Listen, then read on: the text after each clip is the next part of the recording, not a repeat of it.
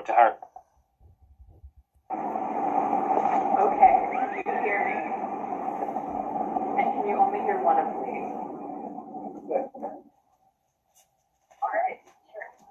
So with the digital opportunity work, two updates with that. First, the Digital Equity Act.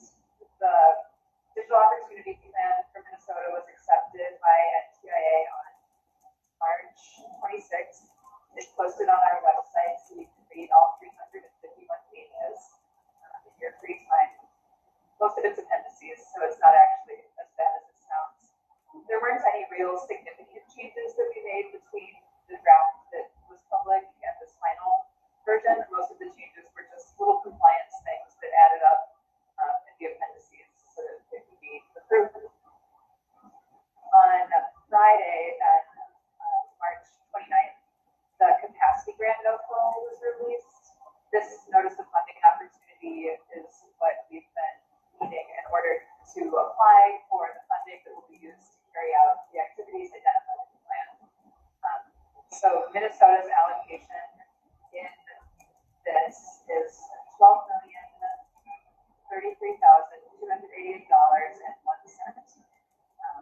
That 1 cent matters. The note or the application for this is due on May 28th. So we have 60 days from the date that it was released. And there are some certain challenges with the way this program is being rolled out. So first of all, you hear that number 12 million, and if you have a mind for numbers, you're like, hey, that's like half of what you were expecting, right? And the answer is yes, that's about half of what we were expecting. The program is being administered in 3 separate rounds.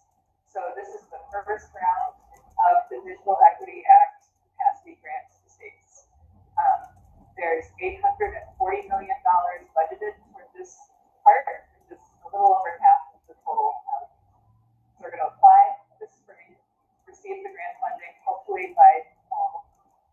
And then about a year from now, another NOFO will be released for the capacity grant program to apply for one of the remaining quarters of the funding that's allocated to the program.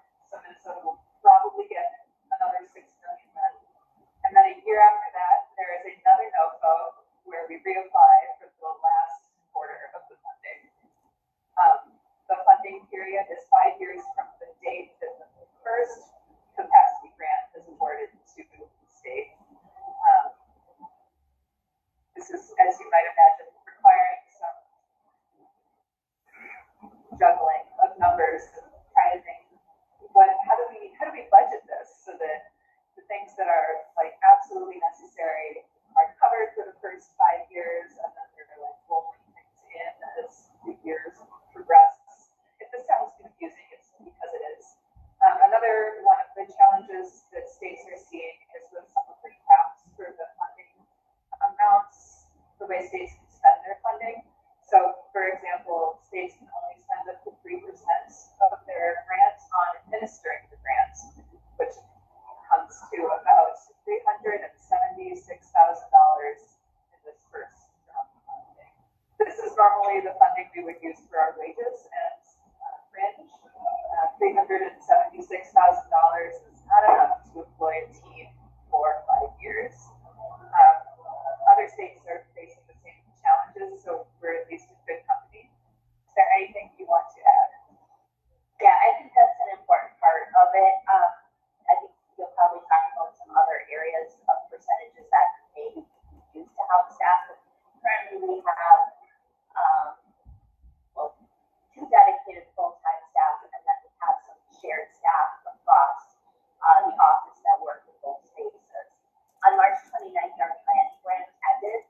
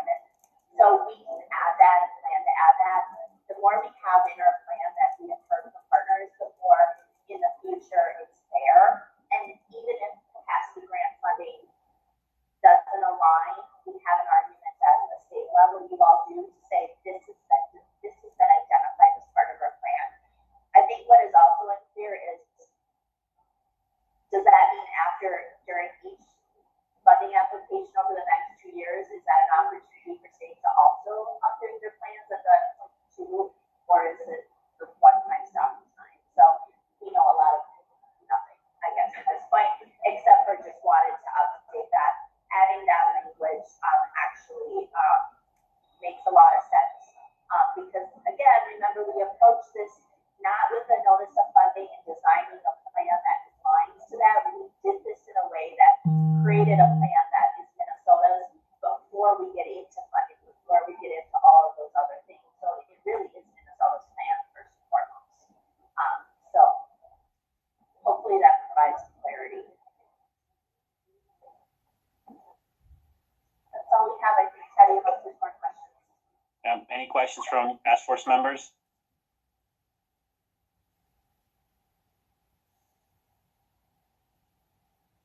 Huh? Did we lose the room? No, we're here. We just muted. Okay, no problem. Thank you. Okay, hearing no other questions, let's move on to the next topic. It's a broadband overview, so Bree, just continue on. Okay, so apologize again. We have to mute ourselves so you're not getting as much echoes, but when we talk, we have to open it up, and there's only one microphone, and that is on the team. So bear with us. We're doing our best here. So first and foremost, just an update. We are in the middle of our weekly webinar series in April, and that is the Broadband Development Tuesday Training Series, Navigating Plus, which is permitting land use and state systems. These are Tuesdays in April. We are skipping next week. There'll be no presentation, but they're from 10 to 11:30. We've had like over 80 folks on each one of them, so really good attendance. They're all posted on our website, so you can go back and watch them if you would like to. So we did MnDOT already, and this should go. Next week we have the Minnesota Indian Affairs Council, the Minnesota Historical Society, and the Office of State Archaeologists. And then the last one in April is with the TNR. So encourage you to join if you are able. And you do need to register, but you can register the day of as well. So if you're not sure, it's just to help with sending out. Anna has worked really hard on this to send out invitations to get the right links and all of the things ahead of time. So as far as hiring, we did hire Samantha Ernst, and she is online if she wants to pop in here and say hello. She is one of our new broadband grant specialists. Hi, everyone. Did you want to say anything more about your background or where you're at living, like location across the state? Sure. So I'm based in St. Cloud. I'm super excited to be here. I've got quite a bit of federal and state grant management experience under my belt that I'm excited to share with everyone working on the great things that are happening throughout the state. Quite a bit of project management experience as well. And yeah, thanks, Carlos. My shirt, I thought I'd represent it today. And yeah, in my spare time, I guess I like to hang out with. We've got 3 dogs that we rescued, a cat, and a husband. And that's pretty much it. So, thank you. Thanks, Amanda. And then just one more update is we're in the process of filling up the program fiscal and analyst for the broadband team. As you can imagine, all of these federal dollars, the capital projects dollars we're administering, and the state dollars require extensive reporting.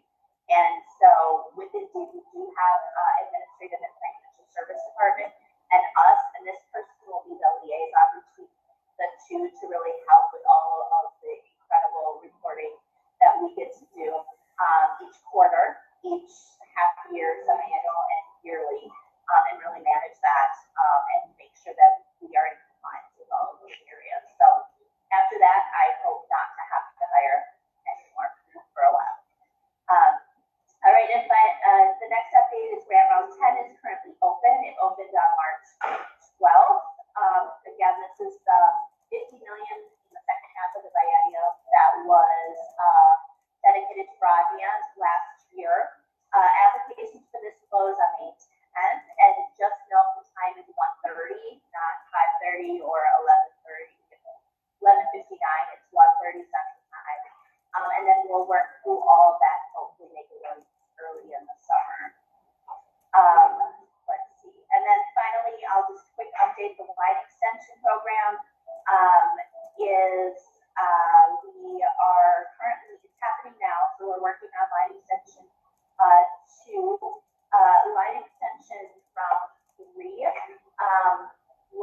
locations will be posted for review May 1st, and selections will happen on or around the September date. So this will be our third round of line extension awards. And I'm just looking because if you wanted specific information on round 2, thought I had it in here, but roughly we're making awards of roughly around $5.3 million in this process. And the average location for this round, this is just an estimate, not final numbers, looks like around $11,000. So the first round was around $8,000, so we're seeing that increase a little bit. I don't think it's a surprise to anyone, but that information, more information on that will be posted really soon, but we're in the process of awarding those bids. So with that third round, we had available funding of $10 million for round 2. So knocking off that additional $5 million, we will then be left with, I think, a little under $4 million. Correct me if I'm wrong, Jeff, but I think those are general numbers.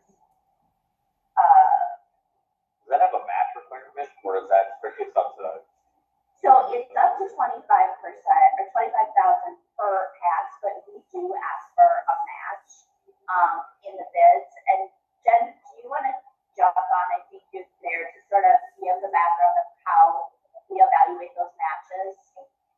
I mean, we certain the program isn't supposed to be a traditional border-to-border program if it's our application. So we're really looking for those smaller pockets.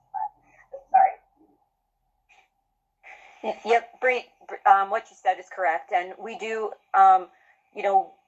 even if it's just one location, we expect there's a portion that the provider will pay for, that they would normally pay for in those typical drops, because these are longer drops and there's a need for additional excess construction, which drives up the cost that normally the homeowner would have to pay. That's this program was created. And so there is an expectation that there's a match.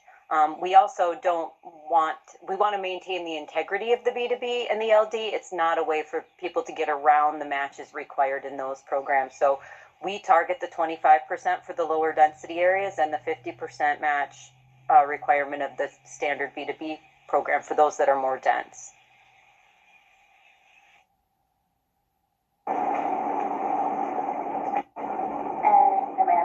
Okay, so with that, I think that's all that I have for updates. Unless there's questions. There was one question there around, will this information be provided in some kind of document? I know it's a little bit hard to hear, but I think we can put some of it in the meeting minutes, Bree, if that's okay, and then that will be circulated to the task force members. Yes, we can do that. We'll make sure it's in minutes. Other questions for Bree on the overall update?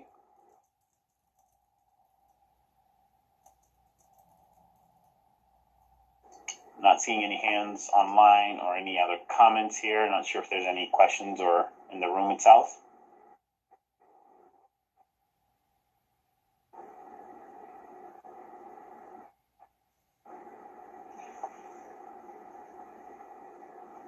Okay, I'm assuming there's nothing. I think the video also is not there for the room either now, so I'm just looking at a dark screen.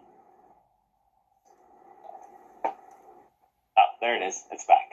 Perfect. Okay, moving on to the next topic. It's really around discussion around all the discussions that are happening at the legislature level at the moment. And so with that, Bree, maybe I'll turn it over to you to kind of get kick-started, but we're going to have a lot of discussions with the team here as well. So. Okay, so I think just for recap, you all met the committee. You're not all in the room of who is on that committee. Had a really good conversation. Worked on a draft letter. Teddy did send that letter out last week. You should all have a draft of that letter, sort of stating, kind of laying the table out. I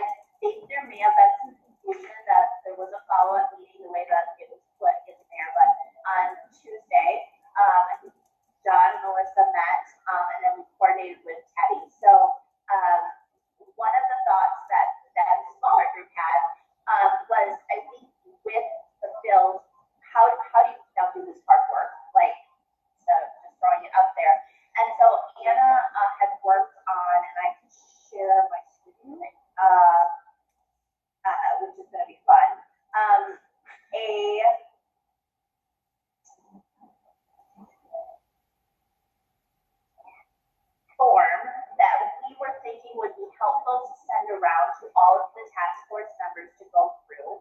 And what this form would do is identify some of the bills that have been discussed by this group or have been brought to the task force, laid a little bit about them on here. You can also click on the links.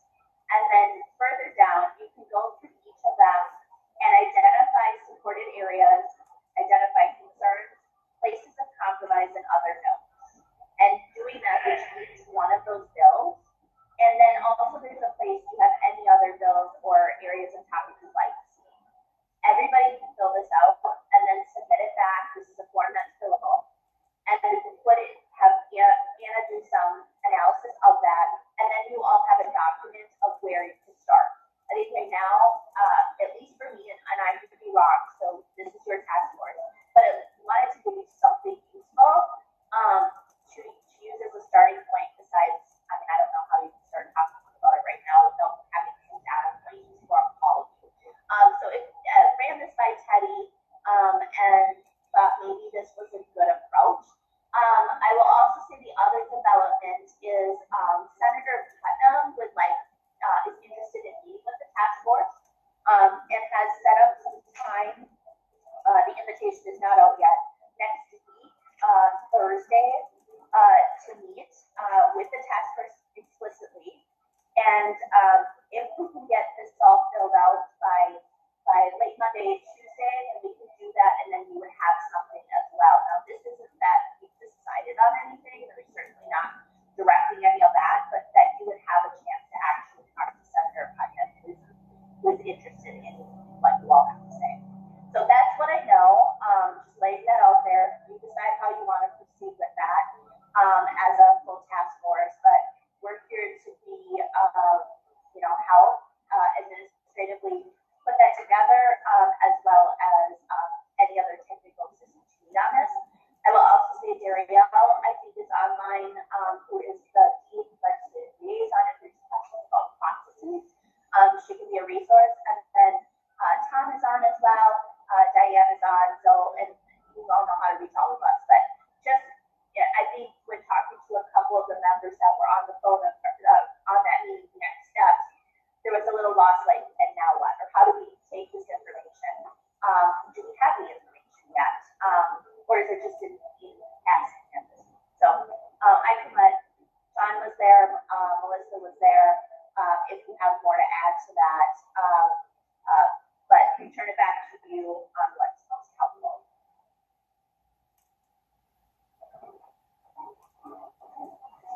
I can speak up since I'm in the room with Bree and Melissa, but exactly, all I can really do is reiterate what Bree said. We had the meeting and it was like, okay, we sent the letter out, but that's the next question. Now what? Now what is the task force responsibility? What do we want to accomplish as a task force? And how do we start this? And the suggestion to put this in a format where we can all bring our ideas in, they can be correlated and set up, gives us that starting point for everybody's concerns. And that was an absolutely fantastic idea. And for those that were present on the phone, it made the most sense. So I hope that's a great and a good course of action for the task force. But we do have some homework to do, and if we can get that meeting scheduled with Senator Putnam next Thursday, we got a lot of work to do this week. Just for what everybody wants to say and what they want to know. So I guess that's all I can do is reiterate what we said, but hope that's all right. Yeah, I'll speak up, Mark Johnson. Thank you for the committee that met and the things, and thank you for taking that next step. As one who wasn't part of that committee, I think that's a great idea. I think that gives us a chance to educate ourselves a little bit, but then also express, those issues that are important along this. And I think getting that meeting with the senator is big too, because that feels like we're able to speak with the people that we're trying to advise, right? That we're trying to work with. So thank you to the committee and to the group for that. Speaking again as somebody who wasn't involved in the committee, I really appreciate it.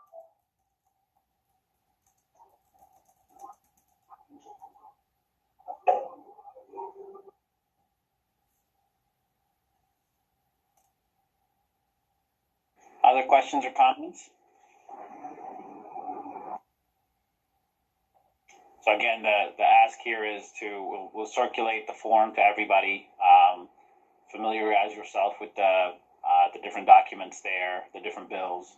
And then for each bill that's relevant there is an opportunity to be able to put some comments down. We'll get that back together. We'll try to summarize them. And then obviously there's a meeting we're trying to get scheduled for late next week. And then it'll be open to those on the task force. For those who are not going to be able to make it, obviously this is why we'll use this document to be able to voice concerns or summarize some recommendations or things like that. So I thought that was a good approach as a second step to sending the letter, which, I thought we did a nice job kind of putting that together quickly and kind of with everybody's approval. Cool. Hey, Teddy, can I ask a question quick? With the questionnaire, could we also have, we maybe reach out to the authors of the bill, of each bill, and ask for maybe a rationale behind it or something? Because, not everybody in the room to be able to read a legally law and explicitly understand its ramifications or implementation, right? Is there a way that we can have each author of each bill? I think, is there 3 or 5 listed on there? I think there's only the 3 and then an That are still open moving. that are still moving. I would say, I'll pull Darielle in here. We have the nonpartisan summary. Something, yeah. In Just something here, to get I a think, draft. yeah, it's a little, it's up to you. And maybe you want to reference, maybe that's part of the comments, that if you have a strong opinion. We were just trying to sort of make it in a nonpartisan way, or not bring in that component of it and do the nonpartisan bill language. But I know not all of them have it. So, Muriel, do you want to speak to that anymore? Just be nice to Yeah, have. I'm happy to. And Bree, sorry, I know everyone's commenting on this. It's tricky having folks in 2 places, or maybe more than 2 places. But anyway, Bree, that document that you shared, does that have the hyperlinks for the nonpartisan? I think it does, right? Yes. Yes. Okay. Fantastic. Because that's a great place for folks to start. And then I think, maybe we can just be a resource. If there's places where people have additional questions, I don't know that we want to pretend that we're the experts in some of these bills because they're not what we pulled together and brought, but certainly we can, if folks have questions, and maybe if we find questions that are kind of coming through that form, that we can surface those and then help circulate those with, because I think some folks even participating helped draft some of these bills. So maybe we can kind of be a sort of shared resource on this. I'm happy to help make that happen.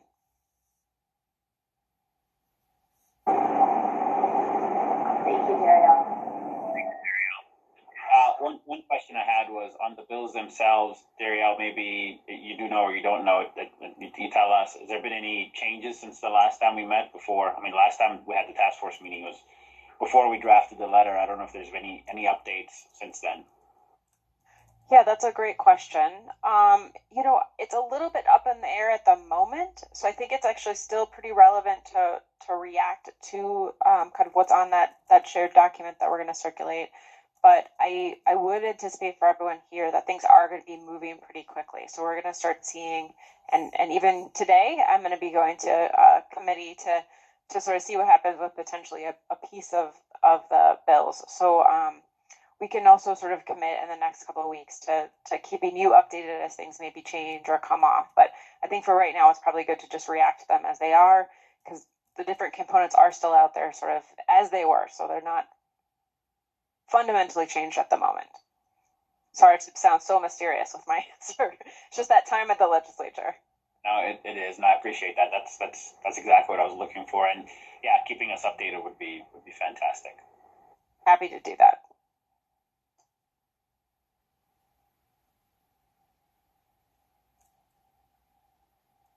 Okay, other questions, comments, concerns around these specific bills or this approach?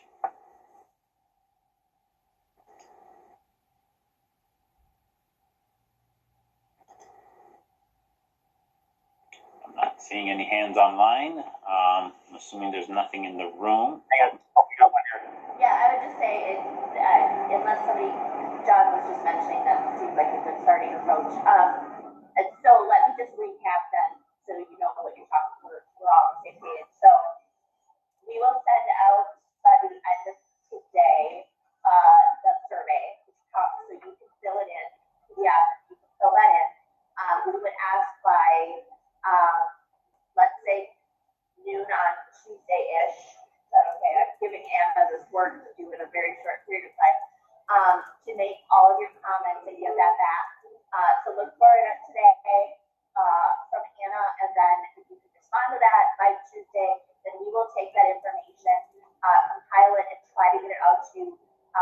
first thing or early Tuesday before the meeting. And just to put on your calendar, we'll also send the calendar invite from Senator Putnam.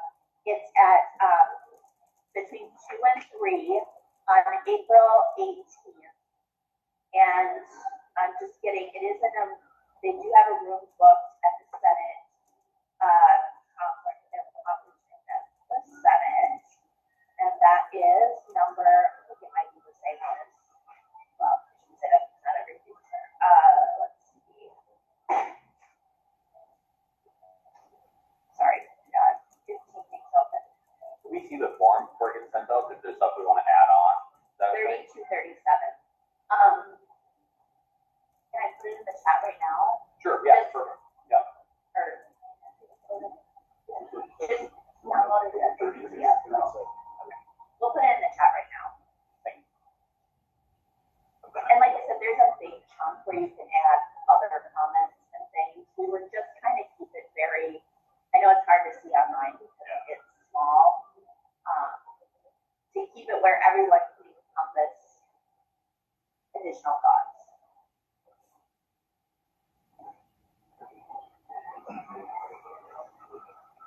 Anything else?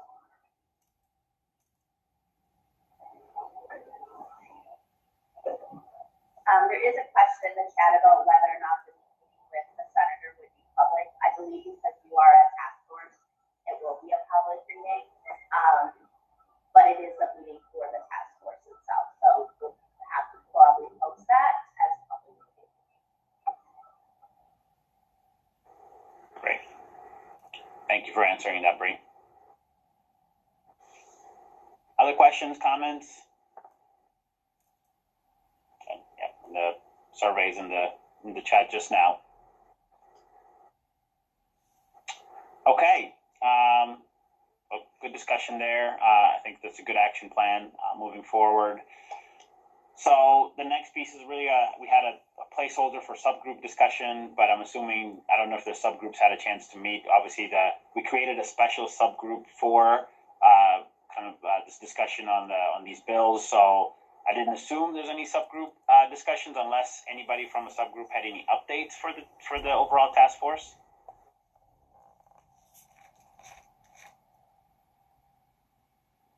No, doesn't seem like it. Okay, and then the very last topic is just any other public comments or any other business that anybody from the task force would like to bring up at the moment.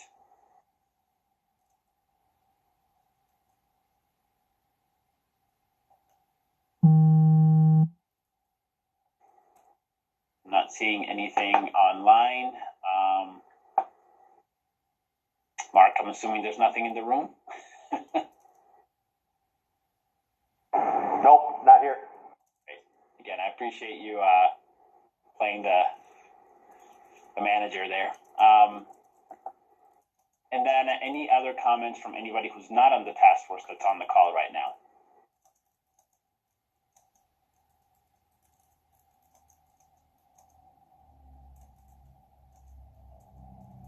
Okay, not seeing anybody going off mute or any hands going up. So with that, we can bring this meeting to a close. Brian, thanks again for hosting the task force there. Again, I apologize for not being able to make it. I was really hoping to do that. May I ask you to do it a second time then.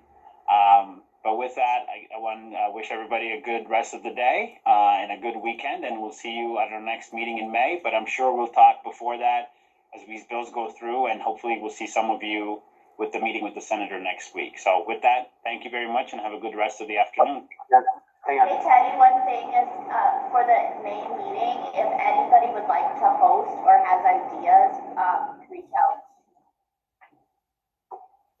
Yes, I think there was a couple of suggestions that maybe we're not able to make it, but yes, please let us know if anybody has any intentions or could host us. It's always good to be able to be in different areas where we can, it also sets up the topics for the discussion. So please let myself or Carlos or Bree know if you're willing to do so. All right. Thanks, everyone. Have a good rest of the day. Take care.